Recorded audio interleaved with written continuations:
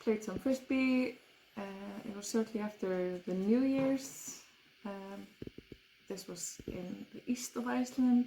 It's a really quiet and rural area.